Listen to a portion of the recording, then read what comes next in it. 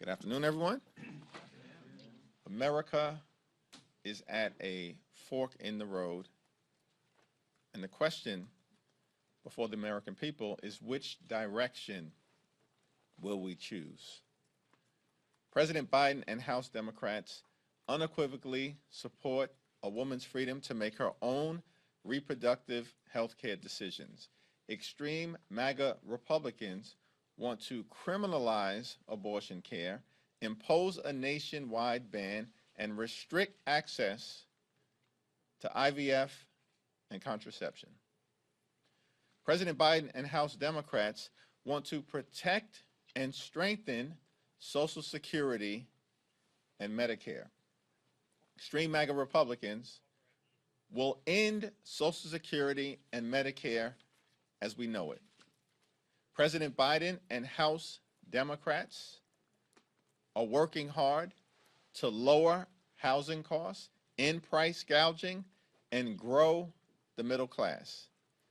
The only thing that extreme MAGA Republicans care about are big, massive tax cuts for the wealthy, the well-off, and the well-connected. There's a big difference between President Biden and House Democrats on the one hand and the extreme MAGA Republican agenda on the other. That's the contrast that is before the American people. And each and every day, here in the House of Representatives, we see the Republican majority continue to try to jam their extreme right-wing ideology down the throats of the American people and do the bidding of big donors and big business. House Democrats will continue to fight to solve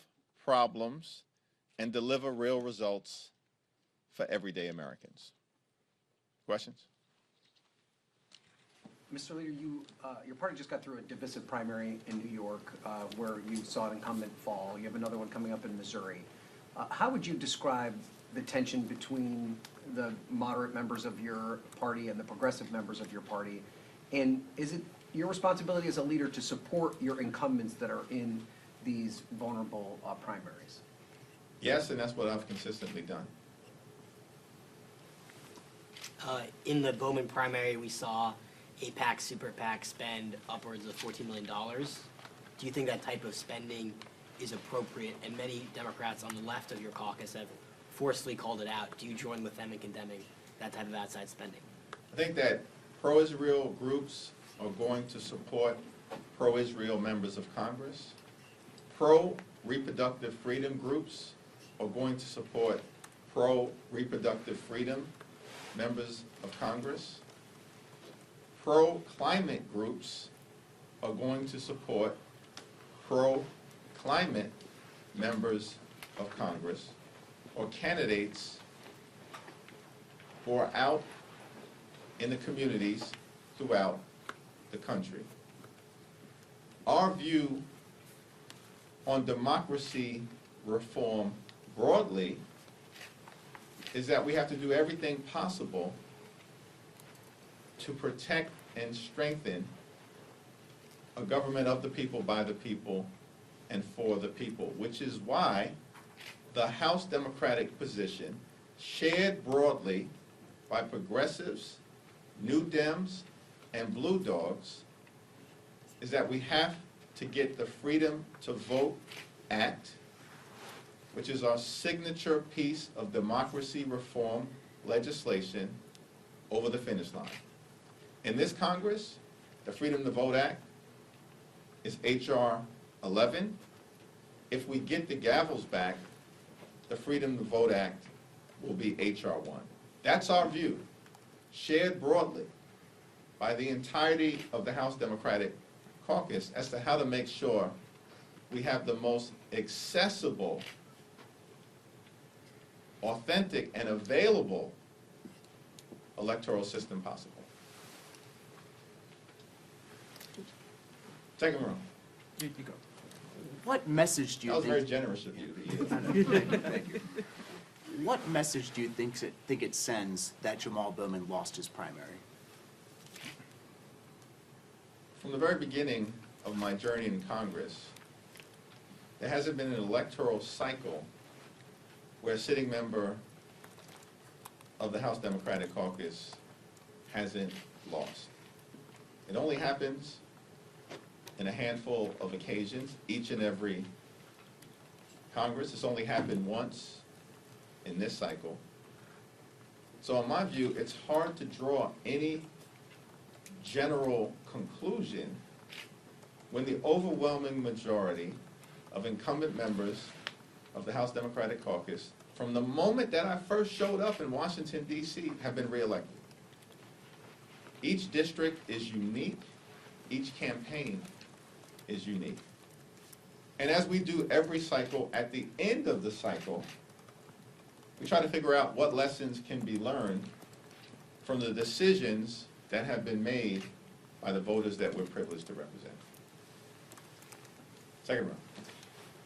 Does Congresswoman Cori Bush have Democratic leadership support heading into her primary, and how will that translate into appearances or financial support over the next several weeks? We have supported, as House Democratic leaders, every single incumbent member of the House Democratic Caucus. And there's no expectation, as far as I can tell, that that will change. We have a process to discuss the manner in which any endorsements are rolled out and presented to the communities that our members are privileged to represent. That process is ongoing right now for Representative Bush and several other members who will face the voters in August. Thank you, Mr. Leader. Have you been briefed on the canceled energy and commerce markup on the privacy bill? And do you support that piece of legislation? I have not been briefed, but there are real concerns that exist in terms of some of the pro-civil liberties and pro-civil rights provisions in that legislation that were taken out by the extreme MAGA Republicans. And I was very skeptical of the legislation that was going to be before the Energy and Commerce Committee, though had not taken a position. The legislation and the markup ran into problems on the Republican side, as far as I can tell, because big business interests made clear to House Republican leadership that they did not support the efforts that were underway in good faith to protect the privacy of the American consumer. That's the reason that the privacy legislation and the markup were taken down. We are willing to enter into good faith conversations led by Frank Pallone to try to arrive at comprehensive, robust privacy protections for the American people. But those legislative efforts should also involve protecting the civil rights of the American people and confronting issues related to algorithmic bias that impact communities of color. Are you watching the debate tonight, and if so, how? I look forward to watching the debate. There are several gatherings that members of the House Democratic Caucus will be holding, including one being held by the Congressional Black Caucus that I plan to stop by this evening. Thanks, Mr. Leader. What do you make of sort of the political fighting going on the floor right now when it comes to the amendments on these spending bills, ranging from defunding Ukraine, cutting Mayorkas' salary? There was even one that didn't make it to the floor to oppose IVF. The extreme MAGA Republican majority is not serious about governing. They are serious about jamming their reckless far-right ideology down the throats of the American people. We've seen it from the very beginning of this Congress, and it has not let up, and it never will. Because the House Republican Conference is completely and totally out of control. They needed Democrats to step in to save them from themselves and plunging this Congress into further dysfunction. And every single major piece of legislation that has moved forward in this Congress has done so because of majority support from House Democrats. That's the way it's been. That's the way it's going to be until the end of the 118th Congress. Kevin? If I can circle back to Bowman, is there anything that you feel, I know you endorsed him, you did the robocall, is there anything else you feel you could have done or should have done in that race? And then separately, the Supreme Court is still not weighted on the immunity case. I'm just curious what you make of the fact that we're still waiting for some sort of indication there. Yeah, my capacity as House Democratic leader, I have the responsibility of traveling all throughout the country. It takes me away from the 8th Congressional District of Brooklyn that I'm privileged to represent more than had ever been the case in my previous 10 years in Congress. And I'm thankful that the people in the 8th Congressional District that I represent have given me the grace and space because of the fragility of the moment and the need to protect our country, defend our democracy, and fight for freedom, which means taking back the gavels in November. It's the expectation of members of the House Democratic Caucus, which includes progressive New Dems and Blue Dogs, that it's all hands on deck for House Democratic leaders in terms of making sure we are there to take back control on November 5th, because the stakes are incredibly high. At the same time, we're going to continue to do all that we can, given the limitations and constraints that we have, as part of an existential moment to take back the House, to be supportive of our colleagues, as has been the case in New York, in New Jersey, in Texas, and in many other states where there have been members who have had primaries, and in those states over the next 2 months where members will have primaries. To his second point about the Supreme Court, we still haven't heard about the immunity case, and they also announced that they're adding a day, Monday in July, for the first time in a few years. What's your reaction to that? And what is so complicated about making it clear to the American people that in this great country, no one is above the law? We all know that the extreme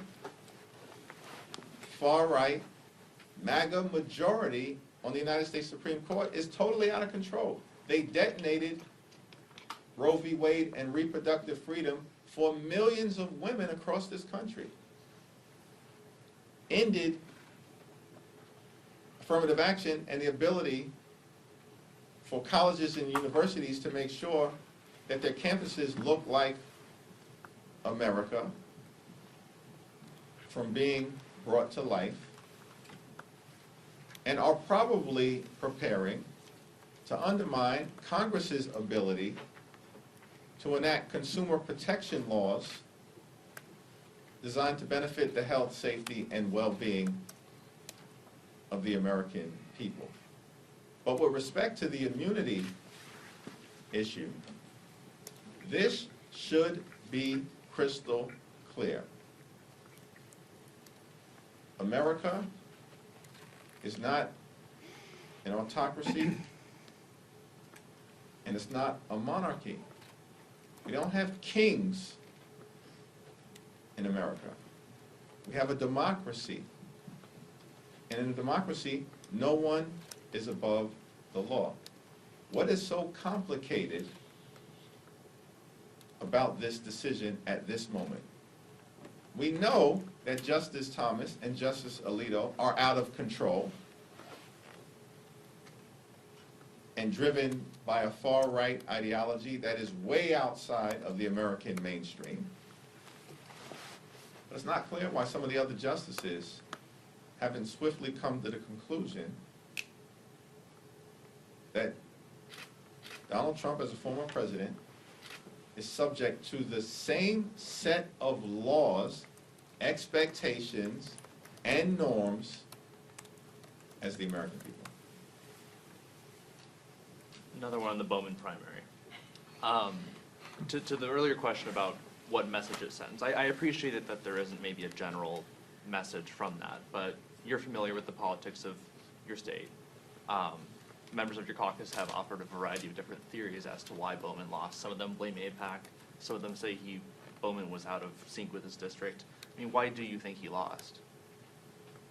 Again, at the end of the election cycle, we will naturally evaluate the results that have happened all across the country in primaries and general elections and try to figure out what conclusions can be drawn as part of the effort to make us the best representatives possible moving forward. The voters of the Bronx and Westchester County have spoken. Those voters made a decision in June of 2020, and we respected it. Those voters have now made a decision in June of 2024, and we respect it. Representative Jamal Bowman came to Congress and has championed several important causes, including economic justice, public housing, and the ability for our children to have a high-quality public education. That advocacy has been forceful and meaningful.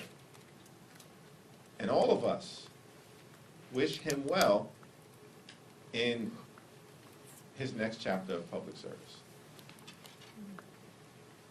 Thank you, Mr. Leader. A lot of eyes are going to be watching the debate tonight. Have you had a chance to speak with President Biden, and what would be your advice to him for debating former President Trump? I have not spoken to President Biden in connection with the debate over the last several days, but I think it's important for President Biden simply to be himself. He is authentic.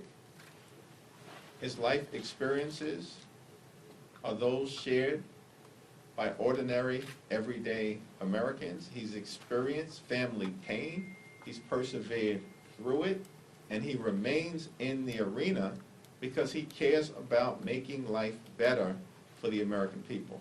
President Biden has an incredible track record of doing just that and solving problems for hardworking American families, and most importantly, has a compelling vision moving forward to grow the middle class, end price gouging, and lower costs for the American people, while at the same time restoring reproductive freedom for the women of America and defending democracy.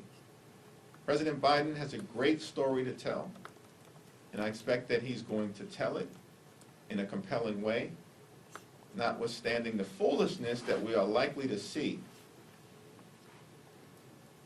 from the insurrectionist in chief, who is his opponent. Leader Jeffries, I just want to know, are you concerned about the economic message coming from the group Black Americans for Trump, and if they could be making a dent in black communities? Yesterday they held a roundtable at a barber shop, and they were pushing priorities they described as access to capital and generational wealth. Your thoughts? No, the Republicans, since the time that President Franklin Delano Roosevelt were elected, have had every opportunity to demonstrate a willingness to meet the needs of communities of color, including the African American community, and they've consistently failed. This 11th hour attempt, which is not anchored in any reality, when Donald Trump had 4 years in office to make a difference, with respect to the economic fortunes and well-being of the African American community, and failed to do it when Republicans had complete control of government. Why would anyone reasonably believe that if Donald Trump had complete control of the House and the Senate, but failed to act in any meaningful way to transform the economic fortunes of everyday Americans generally, and the Black and Latino community specifically, that it would happen now, when he'll have no electoral incentive to do so, were we all to experience the great misfortune of him getting a second term. It's not going to happen. President Biden actually has a track record of success that includes historic investment in Black colleges and universities, as well as Hispanic serving institutions. Black unemployment is at its lowest level in recorded history.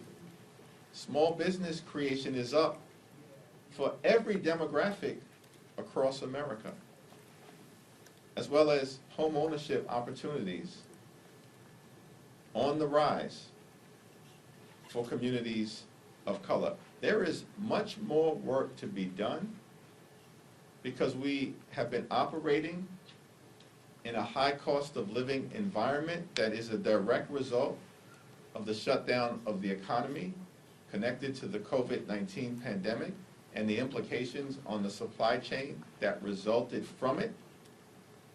But there's a lot to be proud of in terms of President Biden's track record in creating millions of good-paying jobs, rescuing the economy from a once-in-a-century pandemic, lowering the high price of life-saving prescription drugs for millions of Americans, including dropping the price of insulin for many to $35 a month, and bringing domestic manufacturing jobs back home to the United States of America as a result of the CHIPS and Science Act. Joe Biden actually has a track record to credibly articulate a vision for making life better over the next 4 years, because he's been doing the work, and now together we have to finish the job. Just circling back to the topic of abortion, I wanted to get your reaction to the ruling from the Supreme Court on the case in Idaho on the medical emergencies. The Supreme Court has once again failed to appropriately reverse course, which would involve restoring the protections that have been lost as a result of the fall of Roe v. Wade. The Supreme Court has set in motion the ability for states like Idaho to enact draconian laws that restrict the ability of a woman to make her own reproductive health care decisions, and there's not much that will change as a result of this procedural Supreme Court decision. The Supreme Court understands, in terms of the far-right majority, that they overreached, but now they've unleashed fury all across America, and there's nothing that they can do to stop it. The only way, at this point in time, that we can restore the protections of Roe v. Wade and build upon it in terms of both access to IVF and contraception, which the extreme MAGA Republicans would like to end in any meaningful way, is to pass the Women's Health Protection Act and other pieces of legislation that would actually restore freedom to the women of America, as opposed to having it taken away even further, which is what the extreme MAGA Republicans would like to accomplish. Last question. We've seen a slew of House appropriations releases this week with deep cuts to FBI, Labor Department, Education Department. Can you talk a little bit about the content of that, what it portends for potential Trump administration and the stakes in the election? Extreme MAGA Republicans are marching us to a government shutdown. House Democrats, Senate Democrats, House Republicans, Senate Republicans, and President Biden reached an agreement in May of last year in connection with the Bipartisan Fiscal Responsibility Act. The agreement requires us in this fiscal year that is upcoming to mark to the number of 1681. Instead, extreme MAGA Republicans have broken their word once again and are marking down to a number of 1606. That means they are cutting $75 billion out of non-defense discretionary funding, which will hurt children, hurt working families, hurt the ability to administer Social Security, and also hurt the veterans of the United States of America, among others. Extreme MAGA Republicans are showing us who they are, which are individuals who have no interest in protecting the health, safety, and economic well-being of everyday Americans because they are solely focused in terms of economic policy and tax cuts for the wealthy, the well-off, the well-connected, and their big donors. That's a contrast that will be before the American people over the next several months. House Democrats will continue to put people over politics. Thank you. Thank you. Thank you. Thank you.